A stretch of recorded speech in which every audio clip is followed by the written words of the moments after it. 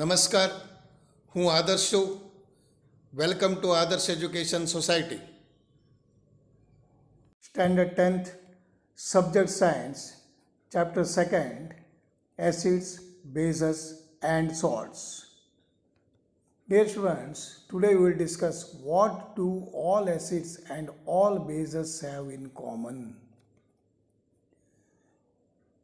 In section 2.1, we have seen that all acids have similar chemical properties. All acids shows similar chemical properties. What leads to this similarity in the properties? What it tells to the similarity in the properties? We saw in an activity 2.3 that all acids generate hydrogen gas. All the acids producing hydrogen gas on reacting with the metals. So, hydrogen seems to be common to all acids. What is common? Hydrogen seems to be common. Let us perform an activity to investigate, to examine whether all compounds containing hydrogen are acidic. So, whatever the compounds containing hydrogen, can we say acidic? Let us discuss with an activity. Take the solution of glucose. See, glucose contains hydrogen, C6H12O6. Alcohol, for example, C2H5OH, ethanol. This also contains hydrogen. Hydrochloric acid, HCl, it also contains hydrogen. Sulfuric acid, it also contains hydrogen. Correct? Can you say all these are acidic? Now let us understand with an activity. Fix two nails on a cork. See, two nails on a cork, and I place the cork in the 100 ml beaker. Connect the nails to the two terminals of a 6-volt battery. Two terminals connected to the two terminals of the 6-volt battery. Okay, and a switch as shown in the figure. Now pour some dilute HCl in the beaker. So what you have to do? Dilute HCl. Switch on the current. Switch on the current. So what you will see? Here you will observe that the bulb will glow. See, this bulb will be glowing. Correct? Repeat the activity with the dilute sulfuric acid also. Dilute sulfuric acid. Here also the bulb will glow. Now repeat the experiment separately with glucose. See this, repeat the experiment with glucose and alcohol. Repeat this with one, glucose and alcohol. And here the bulb does not glow. The bulb does not glow. So why it is? The bulb will start glowing in the case of acids. So the bulb will glow only in the case of acids. But you will observe that glucose and alcohol solutions do not conduct electricity because they do not produce H positive ions or any ions. Glowing the bulb indicates that there is a flow of electric current through the solution. So glowing of bulb tells us that there is a flow of electric current through the solution. The electric current is carried out through the solution by ions. So then only the bulb will glow. See here, in the case of acid, produces H positive ions. Since the cation is present in the acid H positive, this suggests that all the acids produces hydrogen ions. All the acids producing what ions? Hydrogen ions or H plus Aq in the solution, which are responsible for the acidic properties. And repeat this activity using the alkalis such as sodium hydroxide and calcium hydroxide. And here also What will glow? Bulb will glow because it releases OH negative ions. So the ions are responsible for the flow of current. Correct or what? Now we move on to what happens to the acid or a base in the water solution. In the water solution, do acids produce ions only in the aqueous solution, or it may be in the dry condition also? Let us understand with the activity.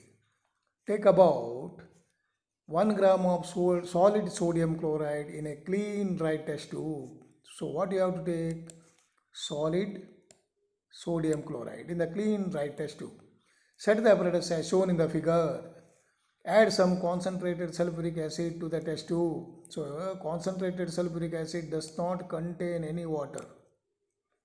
So what do you observe? When NaCl reacts with H2SO4, it forms HCl gas and also NHSO4, sodium hydrogen sulfate, also producing.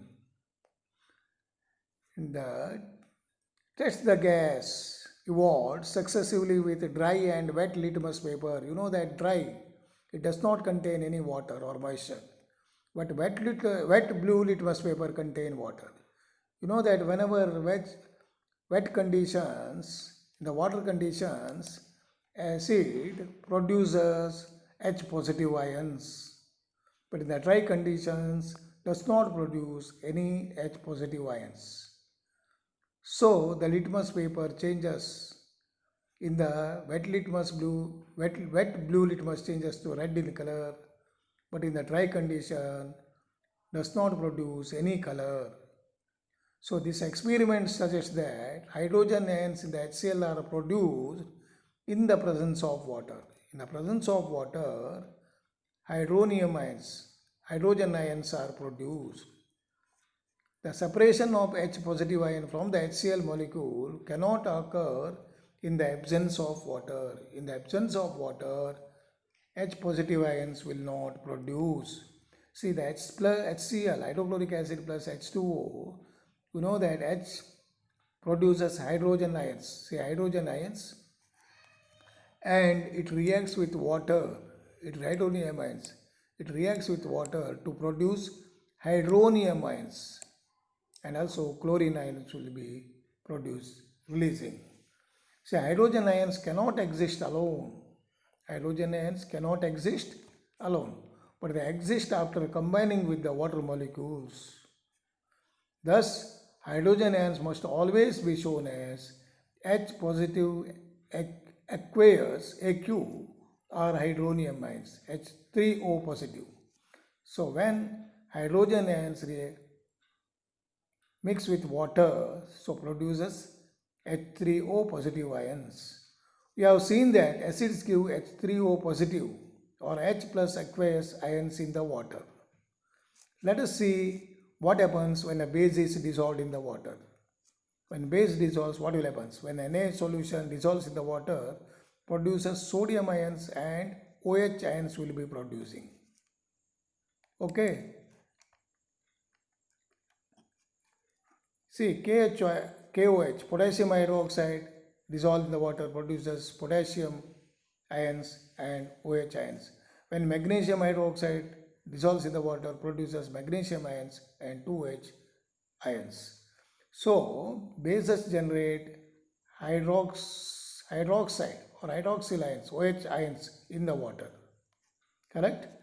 Bases which are soluble in the water are called alkalis. So what do you mean by alkalis? What do you mean by alkalis? So soluble bases are called as alkalis. All bases do not dissolve in the water. So all the bases do not dissolve. An alkali is a base that dissolves in the water. So what are the properties of alkalis? They are soapy to touch, bitter in taste, and corrosive. Okay, never taste or touch them as they may cause harm. So don't touch. Okay, now we have identified that all acids H positive AQ and all bases generate OH negative AQ. So this we can realize that the neutralization reaction when acid and base reacts with produces salt and water. See, acid here contains H, base contains OH and produces water H2O and also produces salt. So when H and OH reacts with or mix with, so produces water. Okay, let us see what is involved when water is mixed with acid or a base. So dear students, take 10 ml of water in a beaker and add few drops of concentrated sulfuric acid to it and swirl the beaker slowly. Stir the beaker slowly. Touch the base of the beaker. Is there a change in the temperature? Is this an exothermic or endothermic? Exothermic means you know that heat is releasing. Endothermic means heat is absorbed. So repeat the above activity with sodium hydroxide pellets. Sodium hydroxide pellets means a small or hard part of matter. Sodium pellets and record your observations. So dear students, the process of dissolving an acid or a base in the water is highly exothermic one. This is highly exothermic. Care must be taken. So care must be taken while mixing concentrated nitric acid or sulfuric acid with water.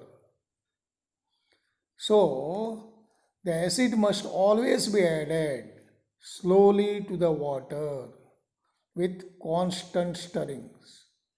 So try to understand when you are acid you are adding, it must be always be added slowly to the water with constant stirring. If water added to a concentrated acid, what will happen? In the case of if you added water to the acid, concentrated acid, the heat generated may cause the mixture to splash. Splash means sound made by an object hitting the liquid and cause burns. The glass container may also break due to the excessive heat. So, care should be taken. Look out for the warning sign. See, look the sign of this